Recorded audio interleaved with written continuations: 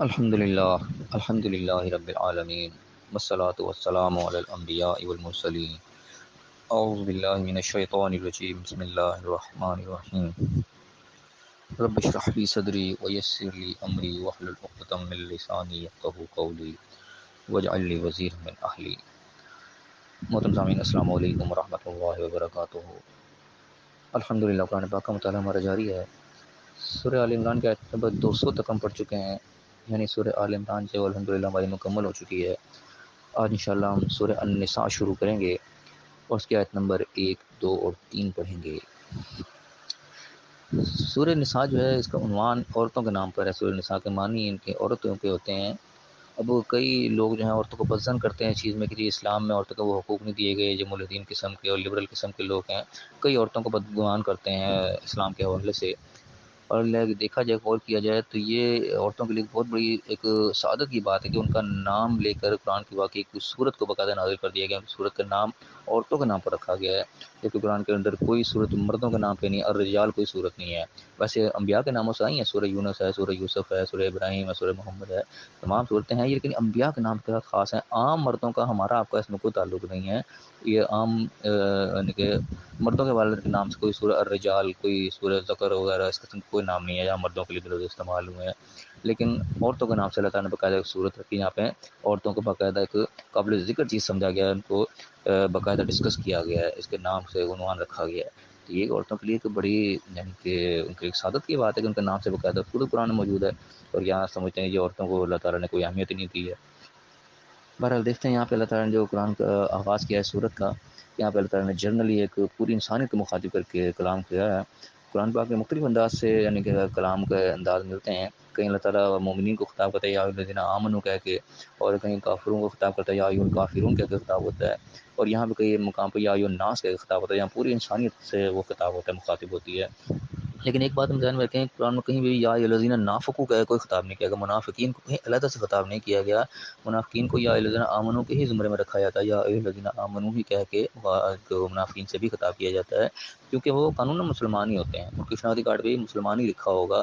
وہ یہ نفاق کا جو معاملہ ہے، منافقت کا معاملہ ہے، یہ دل کا معاملہ ہے، یہ اللہ اور وہ جانتا ہے، عام انسان اس کو نہیں ججمنٹ کر سکتا کہ اس کے دل میں کیا ہے، کیونکہ منافقت یہ دل میں اس کو کچھ اور ہوتا ہے، اوپر سے وہ کچھ اور ہوتا ہے۔ تو کہتے ہیں کہ فتویٰ ظاہر پر ہی لگتا ہے، جب ظاہر اس نے کلمہ پڑھ رکھا ہے، اپنے آپ کو مسلمانوں میں شامل کر رکھا ہے، تو اس سے خطاب مسلمان ہی کیا کہ اس سے خطاب کرنا پڑے گا۔ نفاق وہ جانے اور اس کا رب جانے، کسی کو نفاق کا فتویٰ نہیں لگایا جا سکتا۔ کفر کا فتویٰ تو لوگ لگاتے ہیں کہ یہ کافر ہو گیا، کہ یہ کسی کو نہیں کہہ سکتے لکھ کے کہ یہ منافق ہو گیا، کیونکہ یہ معاملہ اللہ کا اور بندے کا، یہ دل کا معاملہ ہے، ظاہر پہ کچھ نہیں کہا جا سکتا۔ یہاں پہ اللہ تعالیٰ خطاب کر رہا ہے یا ایھا الناس کہہ کے خطاب کر رہا ہے۔ دیکھتے ہیں اللہ تعالیٰ نے کیا خطاب فرمایا پوری انسانیت سے۔ اعوذ باللہ من الشیطان الرجیم، بسم اللہ الرحمن الرحیم۔ یا ایھا الناس، اے لوگو، پوری انسانیت سے اللہ مخاطب ہے۔ کیا فرمایا کہ یا ایھا الناس اتقوا ربکم الذی خلقکم من نفس واحدہ، کہ اے لوگو ڈرو اپنے اس رب سے، اس مالک سے جس نے تم کو پیدا کیا ایک جان سے، ایک نفس سے، وخلق منہا زوجہا، اور اسی سے پھر اس کا جوڑا بنایا۔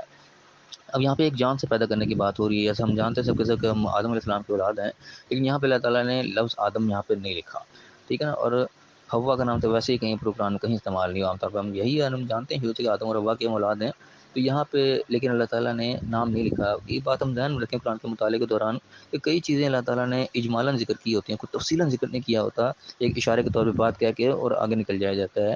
تو یہ یعنی کہ ہم ذہن میں رکھیں جس چیز کو اللہ نے اجمالاً ذکر کیا ہے اس پہ اجمالاً ہی ایمان لانا، اسی میں بہتری ہوتی ہے۔ اگر اس کے ہم بال کی کھال اتارنے لگ جائیں گے تو کئی معاملات میں نا ایسے ہم الجھ جاتے ہیں جہاں سے پھر اس کو سلجھانا مشکل ہو جاتا ہے، اور شیطان ہمیں ایسے ہی معاملات میں الجھاتا ہے جس کا آگے کوئی رزلٹ نہ نکلے اور لوگوں کے درمیان اختلافات پیدا ہوئیں۔ شیطان کا بہت بڑا دھوکہ دینے کا ایک سمجھ لیں کہ ایک انداز، ایک طریقہ کار ہے۔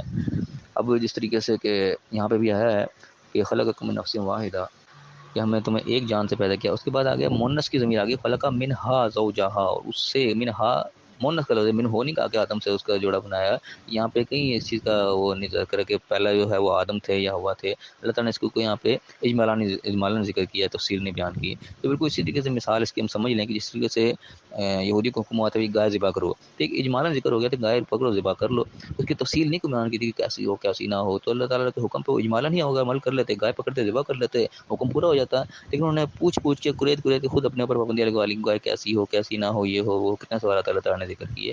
یہ وہ چیز ہے جو اجمالاً کو ہم اگر تفصیل میں گھستے ہیں جان بوجھ کے، جس کو اللہ نے اجمالاً چھوڑا ہوتا ہے، تو وہ ہمیں یقیناً گمراہی کی طرف اور پھنسانے کی طرف لے جاتی ہے. اور یہ شیطان کا بہت بڑا ایک طریقہ کار ہے انسان کو پھنسانے کا، کیونکہ جو چیزیں اجمالاً ذکر کی ہوتی ہیں یہ اصل میں ہمارے سلیبس کا حصہ نہیں ہوتی ہیں. ہمارے چیز اس بارے میں کوئی سوال نہیں کیا جانا ہوتا، اس لیے اللہ تعالیٰ اس کو ذکر کرنا بھی جو ضروری نہیں سمجھتا. قیامت کے دن ہم سے یہ نہیں سوال ہوگا کہ بتاؤ آدم جی ہوا جو تھیں، بتاؤ آدم کی پسلی سے پیدا ہوئی تھیں یا خود سے بن گئی تھیں، بتاؤ پہلے آدم پیدا ہوئی تھی، ہوا پیدا ہوئی تھی، آپ تو ہا کی ضمیر ہے، مؤنث ہے. اب اس قسم کی اگر بحثوں میں لگ جائیں کہ فلانی جگہ پہ یہ آیا، فلانی جگہ پہ یہ آیا، یہ ایک بے مقصد کی بحثیں ہوں گی. جب ہمارے سے اسی کا سوال ہی نہیں ہونا تو ہم اس میں بحث میں پڑھ کے کریں گے کیا؟ ہم اس سے رزلٹ کیا نکالیں گے؟ میں کیا فائدہ ہوگا؟ کوئی فائدہ نہیں ہوگا. تو اکثر ہمارے ہم غور کریں تو تقریباً 80-90% جو ہماری بحثیں ہیں وہ ایسی ہی چیزوں میں الجھی ہوئی ہوتی ہیں جو کہ ہمارے لیے آؤٹ آف سلیبس ہوتی ہیں، جن کا ہمارے ساتھ کوئی تعلق نہیں ہوتا، جس کے ہمارے بارے میں کوئی سوال نہیں کیا جانا. قیامت کے دن ایسی بحثوں میں الجھے رہتے ہیں. تو یہاں پہ بھی اس چیز کا تذکرہ اس طریقے سے آ گیا کہ اللہ تعالیٰ نے اتنی بات بتا دی کہ تمہیں ایک نفس، ایک جان سے پیدا کیا ہے اور اسی جان سے اس کا جوڑا بھی بنایا. وہ بس من ہمارے جالن کثیر و نساء، پھر ان دونوں سے، یعنی کہ جوڑے کا جو تذکرہ یہاں پہ آ کے جوڑا بن گیا، پھر ان دونوں سے بہت سے مرد اور اللہ تعالیٰ نے کثیر تعداد میں پھیلا دیے. یہ اللہ تعالیٰ نے ابتدا بتائی کہ یہ تمہارا رب ہے، اس کا تم نے تقوی اختیار کرنا ہے، اس سے تم نے ڈرنا ہے، اس سے بچنا ہے، اس کے احکامات کے مطابق جو ہے وہ زندگی گزارنی ہے جس نے تمہیں پیدا کیا. پیدائش کیسے ہوئی؟ اللہ تعالیٰ نے اجمالاً ذکر کر دیا کیسے تم سٹارٹ ہوئے. اب میں کہ واتقوا اللہ الذی تساءلون بہ والارحام، پھر دوبارہ تقوی کو دوبارہ دور ڈال دیا کہ پھر ڈرو اللہ سے. وہاں پہ ربکم کا لفظ ہے، یہاں پہ اللہ سے. پہلے رب کا تصور کیا، بعض لوگ اللہ کو ویسے نہیں مانتے، لیکن وہ اتنا کم از کم سمجھ سکتے ہیں ہمیں کسی نے پیدا کیا، کہیں سٹارٹ ہمارا ہوا ہے. ایک اجمالاً پہلے رب کا تعارف کرایا، اس کے بعد اللہ کا نام آ گیا یہاں پہ کہ اللہ سے ڈرو جس کے نام پہ تم سوال کرتے ہو. یہ عام طور پہ ہم مشاہدہ دیکھتے ہیں کہ اللہ کے نام سے زیادہ تر مانگا جاتا ہے، پکارا جاتا ہے. کوئی معاملہ جھگڑا ہو اس میں اللہ کا واسطہ دے دیا جاتا ہے. یہ عموماً دیکھنے میں آتا ہے. کچھ لوگ الگ ہوں تو وہ الگ ہے، لیکن عام طور پہ جو ہمارا مشاہدہ ہے کہ اللہ کے نام پر ہی سوال کیے جاتے ہیں.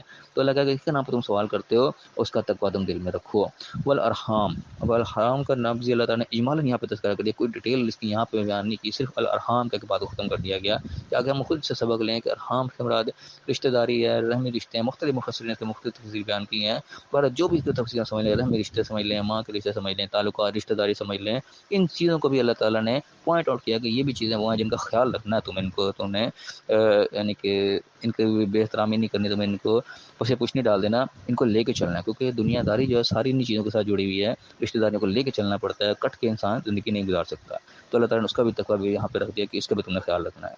تو میں کہ ان اللہ کان علیکم رقیبا، بے شک اللہ تعالیٰ تم پر نگہبان ہے، تمہارے پر نگاہ رکھے ہوئے، تم اس کے واچنگ میں، تمہیں واچ کر رہا ہے. تم گویا کہ اس کے رینج سے نکل نہیں سکتے، تم اس کے رینج کے اندر ہو، یہ ذہن میں رکھو. اب میں کہ وآتوا الیتامی اموالہم، اور یتیموں کو، بے سہاراؤں کو ان کا مال دو.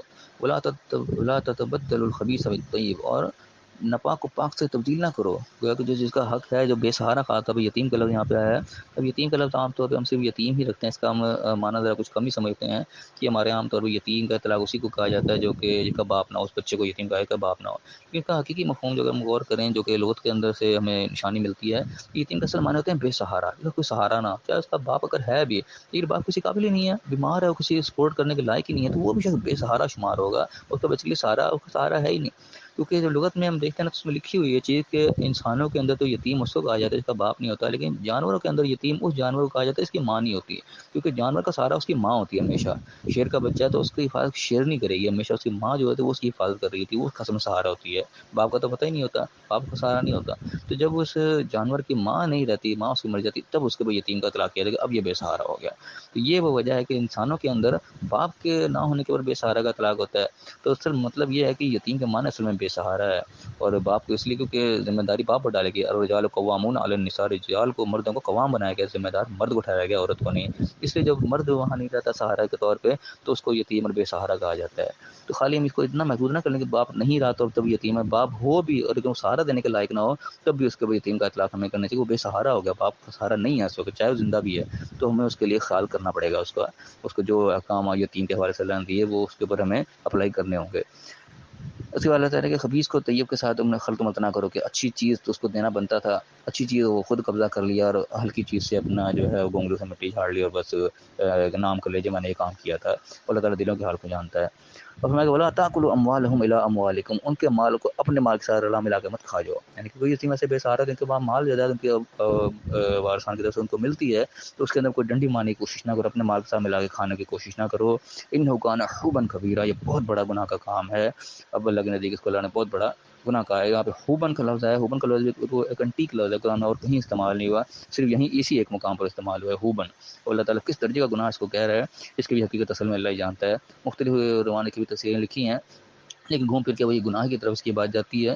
لیکن گناہ کس درجے کا اللہ اس کو گناہ کہہ رہا ہے یہ ہم نہیں سمجھ سکتے، لیکن بہت بڑا گناہ ہے جو بھی ہے کہ کسی کے مال کو اپنے مال کے ساتھ ملا جلا کے کھا جانا۔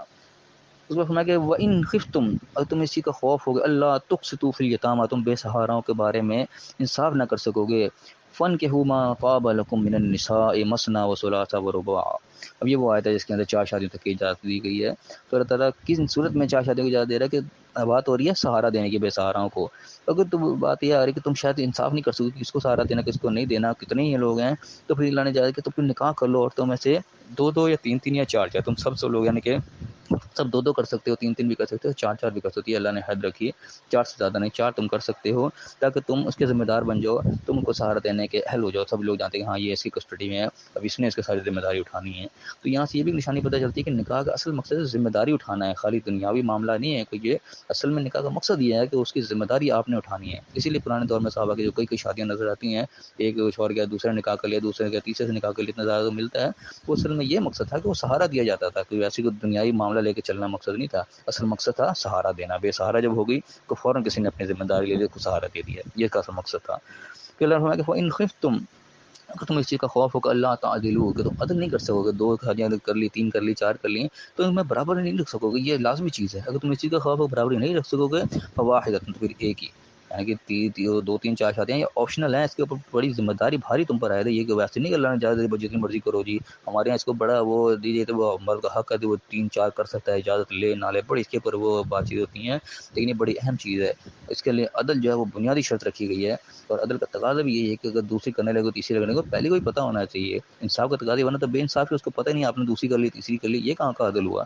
نہیں، ایسا نہیں، عدل ضروری ہے۔ تو اگر عدل نہیں کر سکتے پھر واحد ہے، پھر ایک بھی اکتفا کرو، پھر 2 بھی نہیں کرنی۔ اور او ماں ملکت ایمانکم، یا جو تمہارے داہنے ہاتھ کی ملکیت ملی۔ اب یہ ماں ملک کا معاملہ بھی جو ہے یہ بھی بڑا جو ہے کنٹروورشل ہو جاتا ہے، بڑے سے لوگ سوالات اٹھاتے ہیں۔ یہ بھی اصل میں جو میرا اس کے معاملے میں ذہن ہے وہ میں پیش کر دیتا ہوں، میں غلط بھی ہو سکتا ہوں۔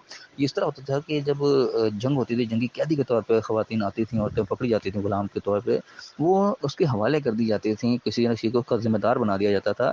یہاں پہ نکاح یعنی کہ معاملہ، نکاح کا جو معاملہ ہے اس میں عورت کی رضامندی ضروری ہوتی ہے، عورت کی رضا کے بغیر نکاح نہیں کیا جا سکتا۔